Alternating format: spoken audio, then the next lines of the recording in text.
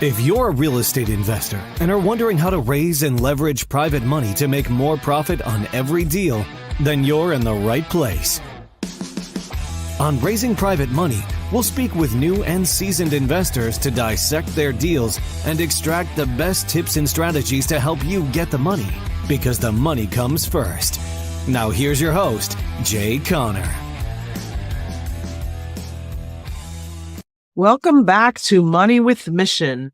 This is Dr. Felicia Froe, your host, where we believe at Money with Mission that every woman should have the financial ability to walk away from any job or relationship that is not in her best interest.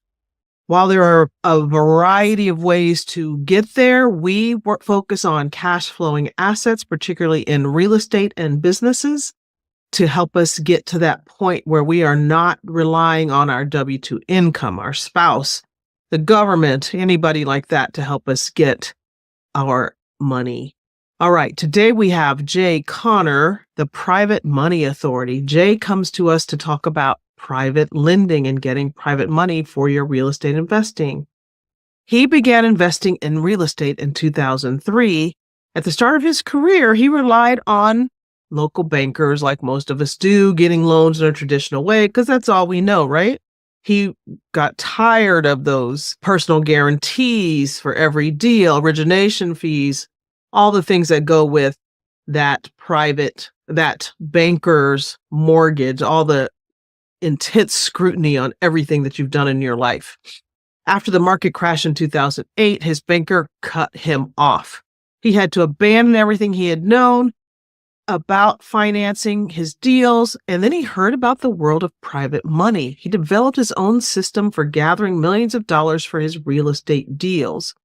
He has refined his system and is now repeatable and dependable, and he works with others to help teach them how to find private money.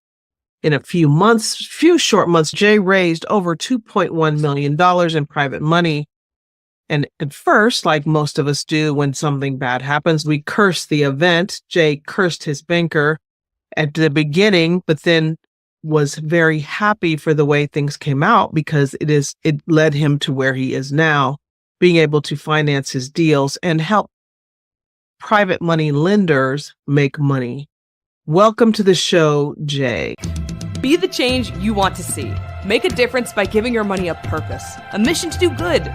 Welcome to Money with Mission, where we show you how to create passive income so that you have options for how to work and how to live your life while leaving a legacy of positive social impact. Welcome, Jay. Thanks so much for joining me today on the Money with Mission podcast. Absolutely, Dr. Froe. Now, let me tell you, I am so excited and so thankful that you invited me to come along, talk about what I'm the most passionate about, and that's private money for real estate deals.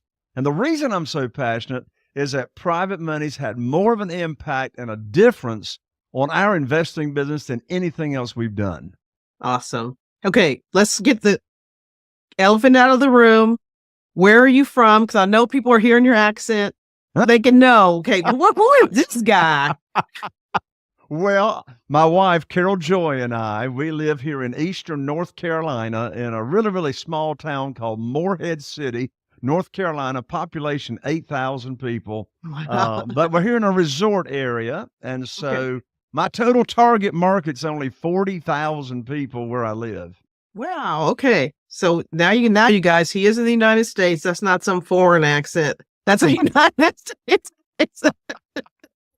It's pure T South. I'll tell you that. Pure T South. All right. Hey, Jay, let's get into it here. Tell me your money story. How did you grow up? Were you born into money? Were you born knowing how to make money? How did you get to where you are today? Yes, I was very blessed, Dr. Froe, with being raised by an entrepreneur, my dad, Wallace Conner. He is now 91 years old and still doing deals. He's in the middle of a subdivision that he's building 350 new houses at 91 years old. Wow. And he says, Jay, when I stop making a deal and I stop negotiating, I die. So I'm not ready to die yet. Anyway, so yes, I was raised around my dad. My dad actually put me to work in his company when in the summer of when I was 11 years old. Okay. And he put me on the telephone. He had an acceptance corporation, a finance company, if you will, that financed the mobile homes that the industry that he was in. And so in the summertime, before my voice even changed, the people I'm calling think I'm a woman that I'm talking over the phone. And he had me calling, checking people's credit and checking people's employment and talking to landlords and talking to furniture stores that finance these people. So I was so blessed to get this on the job training of communication and talking to people at a very, very young age. However, my attitude towards money changed drastically it changed drastically when I was 24 years old, and it changed again in January of 2009. And I'll share that story as well. So I had two major shifts as far as my attitude towards money. I'll share real quick about the one when I was 24 years old. I got all caught up in wanting to get involved with multi-level marketing companies. I just thought that just sounded so intriguing. And here's a big mind shift and a lesson that I learned. Anytime I got involved with an activity or a company, and the only reason that I was involved in it and interested in it was to make the money, I failed miserably. I never got off of square one. Yeah. And every time I've been passionate about something that in business, and I had a good business plan to it, I just can't stop because I'm just really, it's all about the other people. It's all about leading with a servant's heart. So hopefully that answers the question. I'm not sure it does. Yes, that's really good. But you were born to the family of entrepreneurs. I'm sure your mother was not dragging your dad back. That's how he could advance the way he did with his mobile homes. I keep thinking mobile homes and I think campers, but that's not what you're talking about. You're thinking of manufactured housing, okay, if you will. So okay. Most mobile homes in the industry that we're talking about was affordable housing. They were delivered, and seldom were they ever moved again. Most of them just stayed right there on the spot. But the financing from Wall Street for the consumer financing for that product really fell out of favor big time in the early 2000s. And I knew if I ever got out of manufactured housing, I wanted to get into single family houses. So my wife, Carol Joy, and I, she's from Texas, we've been full time investing in single family houses primarily since 2003. Okay. That's about the same time I started in 2004. Okay. And then we both rode that nice wave, buying lots of things. Oh, yes. And I don't know if maybe you knew more than I did, but I learned how much I didn't know in 2007, 2008. Well, that was my next big mind shift on money. So from 2003 until January 2009, all I knew to do was go to the local bank, get on my hands and knees, put my hands underneath my chin and beg and persuade and pull up my skirt so they could see my personal assets and check my credit. Basically do colonoscopy to figure out if you're worth loaning money to. It's exactly. Yeah. And I tell you what, Dr. Froe, I remember it like it was yesterday. I was sitting here at my desk in January 2009. I'd already been in this business for 6 years, doing very well. And I had a great relationship with my banker. His name was Steve, and he had funded a lot of deals for me in those first 6 years. And believe it or not, here in Eastern North Carolina, we still have these things called handsets that have cords attached to them, telephones. Anyway, so I picked up my phone. But if anybody's not watching, he's talking about a landline. Go ahead. So anyway, I had 2 houses under contract. Okay. And so I pick up the phone, I call Steve, and Steve and I had this kind of conversation many, many times. And I told him about the 2 deals under contract. Well, I learned like that my line of credit had been closed with no notice. I said, Steve, what in the world are you telling me? You've closed my line of credit and I've got a great relationship, never been late on payments. He said, Jay, don't you know there's a global financial crisis going on right now? I said, no, but now you just gave me a global financial crisis because now I can't fund my 2 deals that represented over $100,000. So I'm going to share this, Dr. Froe. I hung up my phone and I sat here. The power is in questions. Mhm. Really good Oh, questions. That's where love the that. power is. Love that. Yes. And I sat here and I asked myself a question that I'm going to share with you and your audience. And this question I'm getting ready to share from my experience will help fix any problem you've got, whether it's health, relationships, financial, career, it doesn't matter. And by the way, these people running around saying every problem's an opportunity, I want to throw up. I didn't have no opportunity. I had a problem, right? So here's the question I asked myself. I said, Jay, who do you know? You know, it's who, not how. I said, Yep. who Yep. do you know that can help you with your problem? Yep. And immediately when I asked myself that question, I immediately thought of Jeff Blankenship, good friend of mine and Carol Joy's. He was living in Greensboro, North Carolina at the time and investing in single family houses. I called him up and told him what had just happened. He says, well, Jay, welcome to the club. I said, what club is that? He said, the club of having the bank shut you down. My bank shut me down last week. I said, well, how are you going to fund your deals? He says, well, have you ever heard of private money? I said, no.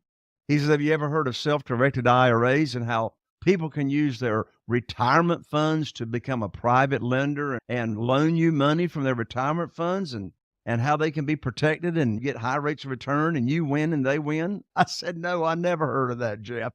So I put on my study hat and I studied private money. Now, when I'm saying private money, I'm not talking hard money. I'm not talking institutional money. I'm talking about doing business with individuals, people just like you and me that either have their investment capital and or they got retirement funds. They'd like to be a passive investor, get nice returns, but they didn't want to be out negotiating deals. Well, so let me tell you what I did. I put my program together as to what I was going to offer to just starting out with people in my own connections, people I go to church with, people in the Rotary Club, people in my Business Networking International club here locally. And I'm just going to start sharing my story and teaching people how they could be a private lender and get these high rates of return safely and securely.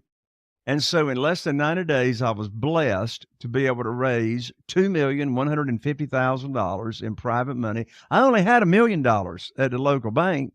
So here in the midst of this global financial crisis, our income tripled because all these foreclosures were going on and the banks weren't loaning money. So you had to have the cash. Yeah. And so how did my attitude change? Well, here's how my attitude changed about borrowing money. This world of private money has got nothing to do with begging, selling, persuading, or trying to talk anybody into anything. How did I raise that $2 million in less than 90 days? And how do I now have today 47 private lenders, individuals, funding our real estate deals, and I've never asked anybody for money? Well, here's the first step of the secret sauce. I put on my private money teacher hat. Okay. I got a hat that says private money teacher. For anybody just listening, not watching, it's a baseball cap that says private money teacher. There you go. And so I took on this attitude of leading with a servant's heart and being a teacher and teaching people initially in my own network as to what private money is and what interest rate I'm going to be paying and how they can get their money back in case of an emergency and et cetera, without having a deal to pitch. Okay. That's another part of the secret sauce. Desperation has got a smell to it. Yes, it does. Yes, and it does. If I'm talking about private money and how somebody can be a private lender and I got a deal for them to fund, that I'm already sounding desperate. A deal that you have to fund. I have to get this thing funded. I got to find the money. They can see it in your eyes. Oh, yeah. And hear it in your voice that you're struggling. So absolutely. And new real estate investors or people that are just starting to raise capital, they'll say, well, Jay, how do I get over the fear of rejection? And I say, look, how can you be rejected if you're not asking anybody for anything? You're simply sharing a way that they can get high rates of return with their retirement funds or their investment capital. And I promise you, You're going to be sharing information with them that they've never heard before. And you don't have to ask them. You teach it, and they're going to tell you if they want to get involved or not without you even having to ask. So then here's the other part of the secret sauce on how to get that funding without ever asking. So let's say, well, Dr. Froe, let's say that you are one of my new private lenders and you've told me you've got $150,000 and you've got it sitting in a 401k from a previous employer or something, and you'd like to do this. Well, then here's exactly what I would tell you. I'd say, I'm going to put your money to work for you just as soon as possible. So maybe a week or 2 weeks or a month goes by. I pick up the phone. I'm going to share the script right now as to exactly what I say over the phone when I would call up Dr. Froe. I call this the great news phone call. Okay. And here's the great news phone call. You answer the phone. We have a little chit chat. I say, Dr. Froe, I have got great news for you. I can now put your money to work. I've got a house in Newport under contract with an after repaired value of $200,000. Now, the funding required matches up to what you've got in your retirement funds. The funding required for the deal is $150,000. Closing is going to be next Friday, so you'll need to have your funds wired to my real estate attorney's trust account by next Thursday. I'm going to have my attorney email you the wiring instructions. That's the end of the conversation. The most stupid thing I could have said in that little conversation was, do you want to fund the deal? Of course you want to fund the deal. You've moved your money over to the self-directed IRA company that I recommended, and you're not making any money until I put your money to work. So that, in a nutshell, is how you separate those conversations and confidently do business with your private lenders. I'm going to back up because you said you gave a lot of information. So one of the first things you said, you gave your question that you asked yourself, who can help me with this problem? So many of us, type A, went to school, got great grades, A student people, did it by ourselves. We didn't have the network, and we're not used to asking for help. But in real estate investing, in every other aspect of life, a network is where you succeed. It's just a way to think. It's not, oh my gosh, how am I going to solve this problem? Who can help me solve this problem? And I promise you, more people will come to your head than you can imagine. And if they don't, you need to get out and start talking to more people. So that's big, big, big, big, big, big with real estate. Okay. Then you become an educator, not a beggar, not an asker. You educate yourself on what it is you want to do. And now you're starting to educate other people on what you're doing. Make sense so far? Then we're getting into the self-directed IRA and all those kinds of things when it comes to private lending. I'm going to talk about that a little bit more. So how do you have the conversation? I've got my money sitting over here in this thing that's making whatever percent. I have no idea what it's making, right? Usually most of us have no idea what that money's making. We look at it when, like last week when you saw the stock market drop 1,000, like, oh my God, what's happening to my 401k? Otherwise, we don't pay attention to it. So how does that conversation go? Well, first of all, let's talk about what's a self-directed IRA, because there are people out there that know, and I'm sure there's people out there that don't know what it is. Sure. So a self-directed IRA is also known as a third-party custodian. So a self-directed IRA is a company that's approved by the IRS, and what the self-directed IRA company is allowed to do, it cannot give any advice, cannot give any financial advice. What it is, it's like it's an agency that houses your retirement funds. So let's say you have current retirement funds in Schwab or mutual funds or in a previous 401k at a previous employer. And for whatever reason, you're not happy with the returns that you're getting. So what the IRS allows you to do is allows you to transfer those funds, those current funds you have, retirement funds, part of them or all of them, over to a self-directed IRA company approved by the IRS. And there's no tax penalty. There's no tax effect that's triggered at all.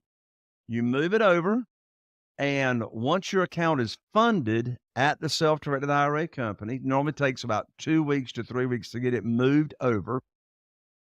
Then you can truly self-direct. That's why it's called a self-directed IRA. You can truly self-direct how you want to invest those funds. And you can invest those funds in a lot of different ways.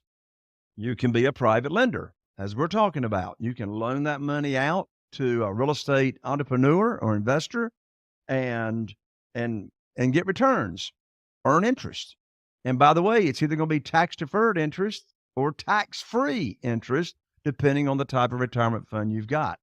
You can take your retirement funds and truly self-direct and go invest in real estate.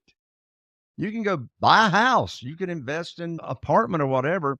However, remember, all the returns or the profits are going back into your retirement account and not into your personal pocket because, again, it's tax-deferred or it's tax-free. So you truly get to self-direct how you want to invest your retirement money. Got it. So instead of Schwab or Fidelity or Vanguard investing your money for you in a mutual fund, you're in this fund, this self-directed IRA that you can call your fiduciary, your person at the self-directed company I'm going to invest this. They handle it all. That you just tell them what you want to do. The paperwork goes to them. All that stuff happens off your hands so that you never touch the money. It stays in that account. Please, please, please, everybody realize we are not tax professionals at all. You really want to talk to your tax professional to understand options, complications, risk, all the things associated with this. These are things that we have done. I've used a self-directed IRA to invest in some things. Jay uses it, helps other people use theirs to make better returns than they're making in their Fidelity account with less. It's a different vehicle to invest your money. So it's not tied to the stock market. Does that make sense? So you can still have your stocks, but you want to be diversified so that they're non-correlated. One's not going up and the other one's they're not doing the same thing at the same time. Hope that makes sense. Oh, absolutely. If I okay. can say this real quick, Dr. Froe, any more of these days, I'm getting to the age, if I don't say it while it's up here, it's gone. So one easy way to think about being a private lender, what you can expect, at least when you're doing it my way, is it's like putting your money, whether it's liquid investment or it's retirement funds, it's like putting money in the local bank in a certificate of deposit. Okay. But you're just going to make a lot more interest income than you are in the local CD. I've been paying the same thing. I've been paying 8% or 10%, depending on the position of the note. I've been paying that the same since 2009. And it's funny, real estate investors will ask me, Dr. Froe, they'll say, Jay, how in the world are you still paying your private lenders 8%? And you paid them that in 2009, and now with all the interest rates going up and all that, how are you still paying them 8%? I said, well, there's two answers to that. Number one, I make the rules, not the lender. I make the rules. I said, that's a big mind shift right there. Yeah. That's 180-degree mind shift. People ask me, they say, Jay, how do I start? I say, well, here's how you start. It's hard to own real estate until you own the real estate between your ears. Yeah. And instead of having the mindset of it's the lender that's making all the rules, when you are the teacher, see, these 47 private lenders that I've got, not one of them ever heard of private money before I taught them. None of them ever heard about self-directed IRAs until I taught them, right? So how am I able to pay the same thing since 2009? I make the rules. You make the rules if you're the borrower. And 8% is still a whole lot more than 4% or 4.5% that you can get at the local bank. Yes. That's huge. Having your mind being the lender, becoming a bank in your head is key to being able to do this. If you're still thinking about the bank makes money, how am I, all those, it is really about owning your brain, owning your thoughts, and really wrapping your mind around this. Learning about self-directed IRAs, and there's lots of different models for that. So that's a whole nother education, but that's not hard education. This is not medical school, law school, engineering kind of education. I promise you. Well, if you've done those things, you can do this. You can learn this. You're like, oh, some of it's just a matter of, I never knew this existed. I remember the first time I found out about it, I was like, oh my gosh. I know it. And the funny thing about it is 99% of the public walking around has never heard of this stuff that we're talking about, private lending and self-directed IRA. And when you just bring it up in conversation, I love conversation starters or change the conversation to where you want it to go. I love did you know questions. Yeah. I love did you know questions. You be having coffee or at a social gathering, whatever. And here's one of my favorite questions is, by the way, I'm just talking along, right? I said, by the way, did you know there's a way people can earn unlimited money per year tax-free?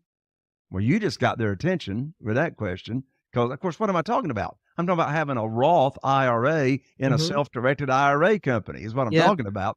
And they'll say, no, how in the world can you make unlimited money tax-free? I say, well, my follow-up question to that is, have you ever heard of self-directed IRA companies? And, of course, they're going to say no. Even financial advisors haven't heard of this because there's no commission in it for them. And so then that just opens the door for a conversation. How much money is out there in IRAs or 401ks that just sitting over there hanging and somebody's making money off of it, but usually it's not the person who owns the thing.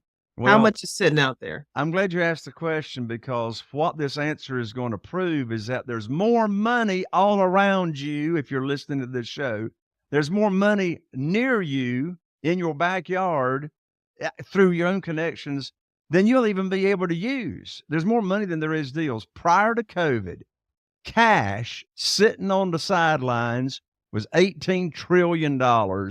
Today, this side of COVID, $31 trillion. And look, people don't know what to do with their money.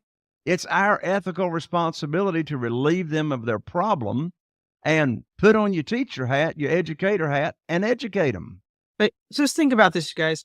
You have a friend who's got money sitting in an account doing nothing, and you know how they could do better, and you don't tell them. All you get to do is share. Whether they do it or not is not up to you.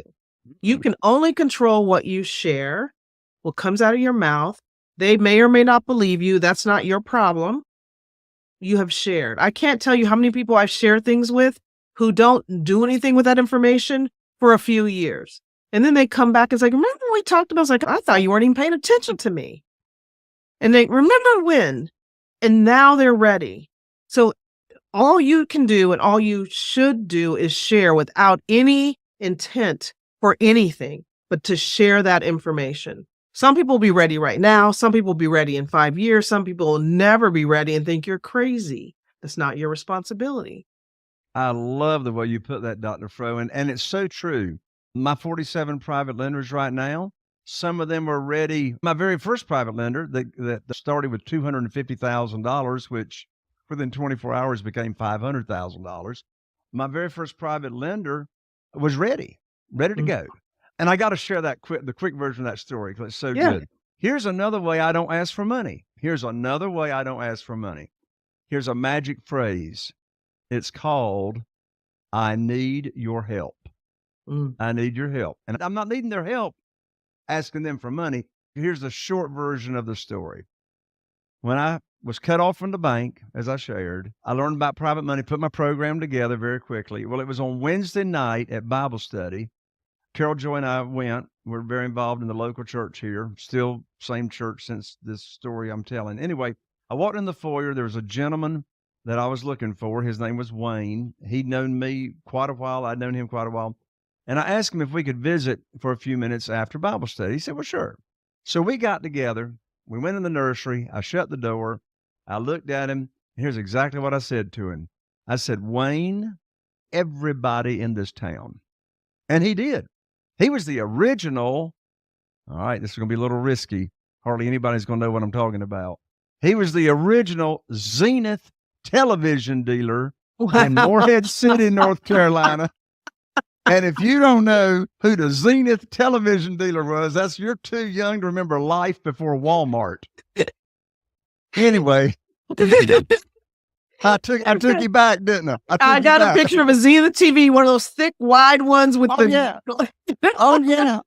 That's it.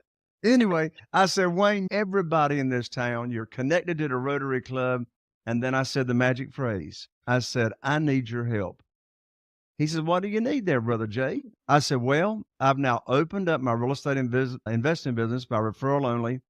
And I'm now paying insane high rates of return for people that come on and invest with me. When you run across somebody that's complaining about the volatility of the stock market or the low interest rates in the bank, would you refer them to me and I'll tell them about my program? Well, what do you think Wayne said? Wayne says, well, now, what you got in mind? What you doing?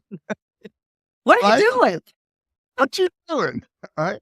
And he says, well, what kind of rate are you paying? I said, well, Wayne, that sort of depends on the deal. I said, what sounds high to you? He says, well, we're only getting 3%, and that's what it was in 2009. He said, we're only getting 3% in the local bank, and we're losing money in the stock market. He says, I don't know, maybe 5 or 6%. I said, Wayne, I can't pay you 5 or 6%, but I can pay you 8%. He says, put me down for $250,000. And the next day, I went to his home with his wife and went through my program that I'd put together in detail, how they're protected. I'm not borrowing unsecured funds. How can they get their money back in case of an emergency? What's the length of the notes? How often will I pay you interest, etc.? Takes only 15 minutes to talk through it. And so, so by that visit, it was $500,000. Bear in mind, I didn't bring up those 2 deals that I had under contract because desperation's got a smell to it. So I told him, I said, I'll call you back soon. So a few days go by and I called him up with the great news phone call. And they were private lenders of mine for many years. Unfortunately, both of them have passed away now. But you see, the point of that story, I'm not asking for money. I ask him to just help me spread the word. I love it. I love it. Are your deals, so there's 2 sides of this. You can be a private lender or you could be the person who helps people with their money, make money with their money. So you could either be the lender yourself or you could be the deal finder and maker and help me, Jay, whoever, your friends, make money on their money. In your business, are you buying single family houses? Are you long-term holding them? What kind of strategies are you using with your business? Yeah, it depends on how I buy it and how I fund it. If I'm using private money to fund it, then I'm doing that for my fix and flips. My average profit right now in this small little town is $82,000 per deal. Okay. And we do 2 to 3 of those a month. 2 to 3 of those a month. We're averaging about 30 a year. I don't say that, by the way, to brag. I say that to make a point. You don't have to be in a big market or big population area to make significant income. But back to your question. Now, I also do, of course, I guess private money is creative financing as well. But I was going to say I also buy single-family houses on terms, meaning I negotiate terms with the seller. So if they have a mortgage and they need debt relief, they need to get out from underneath that monthly payment, then I'll buy that single-family house subject to the existing note where they keep the mortgage in their name. I agree to make the payments. They transfer title and ownership. On those deals, then I'm going to sell it on lease purchase or rent to own and actually help the buyer get a mortgage, which is different from a lot of real estate investors. So my rule is if I pay all cash, I'm wanting to cash out. If I'm buying on terms, I want to sell on terms, have the positive cash flow coming in, collect large non-refundable lease option deposits. In my market, since there's no inventory whatsoever, there is no inventory in the multiple listing service. And all of our deals we're buying what we call off market from for sale by owners. I'm flipping houses as hard as I can. I just flipped a condominium. I only had it for an ocean front. You look like you were on a cruise ship. I only had it 5 weeks and netted after realtor fees $160,000 just on that one condominium.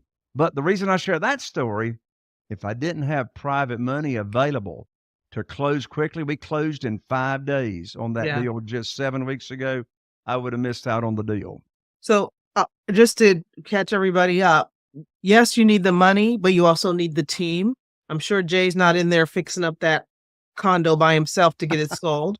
So we get our eyes big And I want you to go back to one of the things Jay said when he was doing things, and I have the same experience, for the money only, it failed. It didn't get off the ground. When you are working to help somebody else, whether it's your private money lenders make money, whether it's that seller that's in a pickle and can't sell their place, or some homeowner who's stuck with their debt that they can't.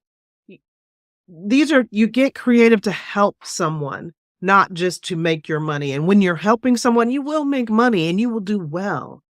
But that's what Money with Mission is about. That's what Jay's company is about. It's about helping, is serving, not just about making the money for yourself. Money comes when you serve.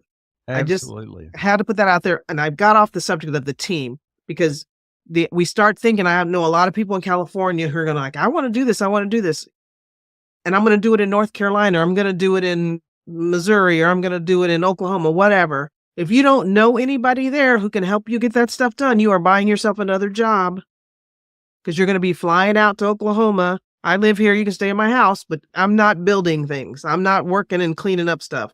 So you have to have that stuff in order, or know how you're going to make it happen before you start taking it. I hope this is making sense to you guys. Okay. There's a lot. This raising money, again, Jay's saying money is everywhere. That part is not the hard part. It's not the hard part. The rest of it becomes challenging if you haven't thought it through. So true. I love you and I have got so much in common, Dr. Froe, from the mindset, where our heart is coming from. Share a quick story with you that's going to emphasize the point that you just made, and that is it's about helping other people. I was riding down the road with a good friend of mine from church a few months ago, and just out of the blue, he says, Jay, I got a question for you. I said, what's that? He says, when is enough enough? Mm. And I said, I think I understand your question, but what do you mean? He says, well, you're traveling the nation, you're doing all these talks in front of real estate investors, and you're doing all these real estate deals. He says, you and I know that you don't have to be doing all that stuff. He says, how do you reconcile the verse in the Bible from the Apostle Paul that says to be content with whatever state of life you're in? I said, now I understand the question. And I said, Neil, let me answer your question. When is enough enough? Enough is never enough when it's not about you. Mm-hmm. Mm-hmm. Mm-hmm. Enough is never enough when it's not about you. When it's not about you. Now, it's partly got to be about you. But everybody's got to win. Yeah. Everybody's got to win. So really what we're talking about here, Dr. Froe, is some deep stuff, because a question I would encourage all the listeners to really take a deep dive on and ask yourself is, why are you doing what you're doing? Mm. Why are you doing it? Unfortunately, a lot of people can't answer that question. Or the answer is for the money. I have to, because I have to eat. We have for all the reasons that make you miserable and why you're doing what you do. It happens in medicine, it happens in law, it happens in but when you are doing what you do for the money only, and that becomes the focus, it becomes a miserable existence. Yes. Yes. Ask me how I know. Ask me how I know. Ask me how I know. But where we are today is a whole lot more happier than where we were yesterday. Yes. Yes. That is the reason why I really talk about having that income coming from something else. Just thinking about that. You could be as happy as a lark in where you are, but you never know where that's going to lead you, or that happiness is going to fall, or I want to do something else. And it happens. It happened to me 5 years into my medical practice. I want to do something else. And I couldn't, because I had no money coming from anything else. I want no other person to ever be in that position. That's true. That's where I am. Jay, what do you got going on that can help people become private lenders or start using private money to do deals they're doing? How are you helping people with that? Absolutely. Well, I'm so excited about this that I'm getting ready to announce. I just have finished recently recording my brand new 7-day private money challenge. So what in the world is the private money challenge? Well, I've recorded 7 short, easy to understand videos. They're like 15 to 20 minutes long And it gives you all the basics of what private money is, how you could either start being a private money lender or using private money as a real estate investor. And so here it is. Here's the website, privatemoneychallenge.com. How about that? Okay. privatemoneychallenge.com. Get on over there to the website. Come join me, and I promise you, you're going to learn about private money for real estate deals, and we're going to have a lot of fun engaging with each other. Is the purpose of your challenge to help someone be a private lender or to become someone who raises money through private lending? Yeah, it focuses on the real estate investor looking to raise money for their real estate deals. However, if someone wants to become a private lender, it'll give you both sides of the equation. And I believe that if you want to be a private lender, you need to know that other side so that you can know what they're thinking about when they're asking you or when they're teaching you. You could even maybe give them some pointers. So now we're serving each other Exactly. in a much bigger way. So Exactly. I look at it from both sides. If you want to be a private lender, go take the challenge. If you want to start using funds in your real estate investing with private money, go do the challenge. I appreciate it. Jay, how else can people get in touch with you? Well, jayconner.com. And by the way, I haven't said it yet on your show. I'm an ER, not an OR. So I'm JAYCONNER.com. I don't know why I always spell Connor with the ER. And then I had to go back and look and go, am I? Oh yeah, it is ER. Okay.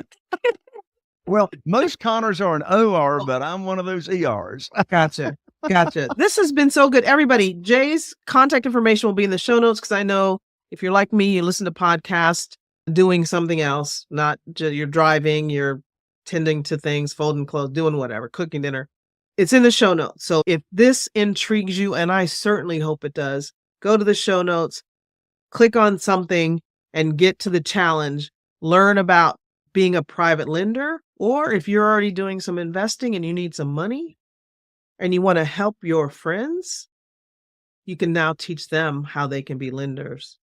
All right. Absolutely. And by the way, Dr. Froe, I didn't mention, so I just started my 8th year of my podcast. Oh, yes. Yes. And this is going to shock you, I'm sure, but the name of my podcast is Raising Private Money.